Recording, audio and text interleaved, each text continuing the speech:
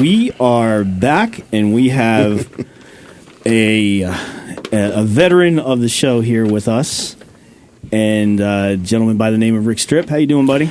Good, Michael. How are you tonight? Good. Doing great, man.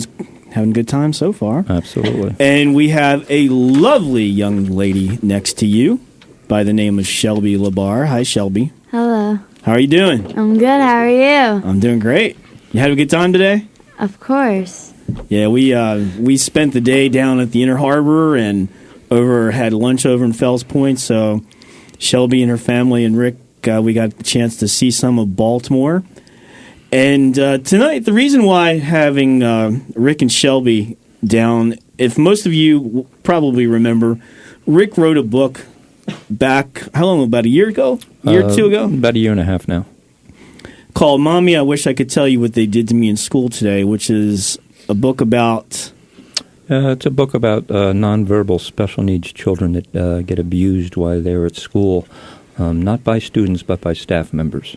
Yeah, and there's been quite a bit of documentation about this all the way across the country, and I know Tara Heidinger is doing a lot to try to get cameras into classrooms, and there's a big thing that she's got coming up in September that we're going to support as well about that. But so the book actually exposed a lot of this kind of thing that was going on, and you to accompany this book, you wrote. Actually, it was a poem, wasn't it? I wrote a poem with the intent, though, to turn it into a song, because I figured that music would be a good way to reach people to help create more public awareness about this problem. Okay, and when you did this, Shelby is your niece, right? Shelby's father is one of my foster sons. Okay. So she calls me Uncle Ricky, but she's kind of like a granddaughter, but that would make me old, so she calls me Uncle Ricky. Yeah, I think I might hang with the Uncle Ricky thing there if I was you. All right, so Shelby got involved in this and now we're going to talk with Shelby a little bit. You started going out with a young guy, and tell us a little bit about what happened there.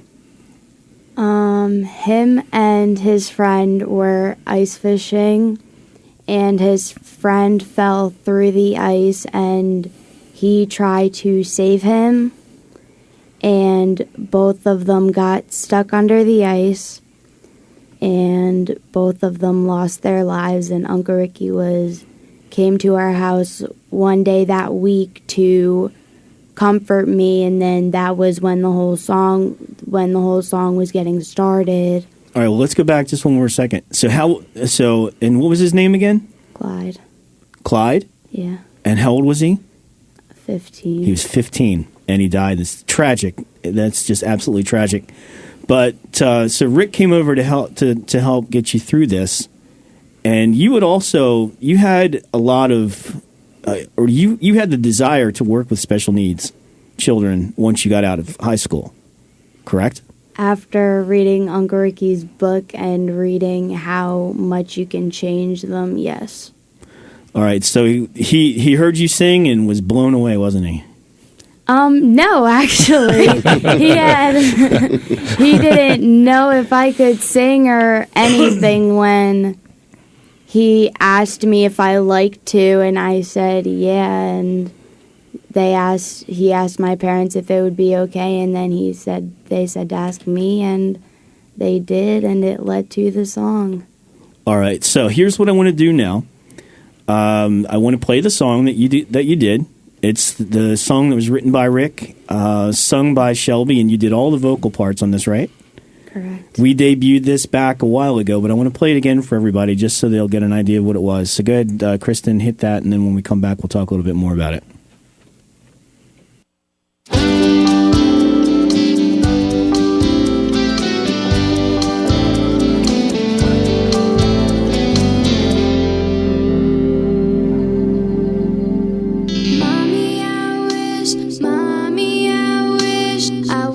I could tell you what they did to me in school today. Mommy, I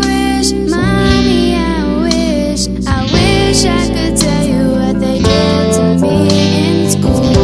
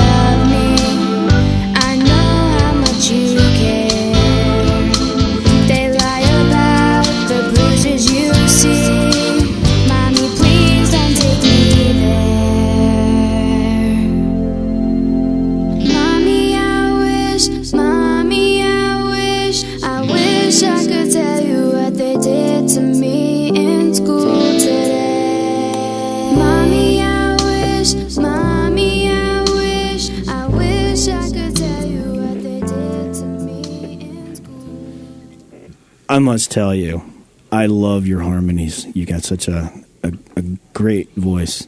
Thank you. I just, I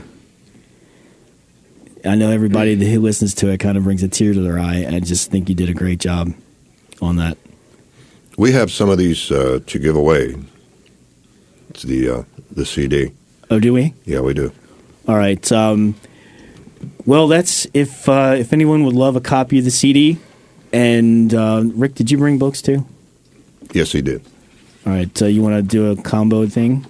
Mm-hmm. If anybody is interested in a copy of the CD as well as the book, you can just go ahead and either shoot us an email, insightondisability@gmail.com, or if you want to call in now, Dan is standing by to take your name, phone number, and information, and we'll mail one out to you.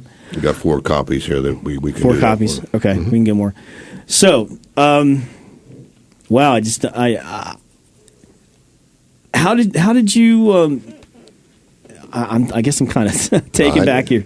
I know it's all choked up. I want to bring in another guest we've got here in the studio as well too. Jimmy James, who is a drummer, and Jimmy is disabled as well, and you are an amputee from the hip down on your left leg, right? Yeah, that's correct. So I mean, to be a drummer and to have a disability, that's amazing as well. But I just wanted to bring you in, and we're going to have to take a quick break here in a minute, and I want to get you in on the conversation on the other side of the commercials. But Shelby, when you were doing that, how did you feel? I mean, what was going through your head when you were doing that? When you were recording? Basically that, like, I don't understand how teachers can do that to kids like that. But then knowing that you're fighting to stop it brings you just joy because you can have a part in saving them. So yeah, it's just, and you did this, and you were actually inspired by the death of your boyfriend to do this song. that was how it came about. So he's a big part of the reason. So. This is dedicated to his memory, too, right? Yeah. That's a good thing. That's a real good thing. I just love this song. I do too. And you know what? I had the chance to spend the whole day with you today, and to hang out with you, and you are just adorable. You're so you're so much fun. You're funny. You're smart. You're creative. You're just walking around town singing, like having a good old time. And I think the world of you. And when we come back, we'll talk a little bit more about you and what you've got going on. And we'll get Jimmy in on this conversation. But we need to take a real quick break here. Once again, if you'd like a copy of that, you can give us a call here, 410-922-6680, and we'll get that together. Lou, go ahead and take us on out, and then we'll be right back.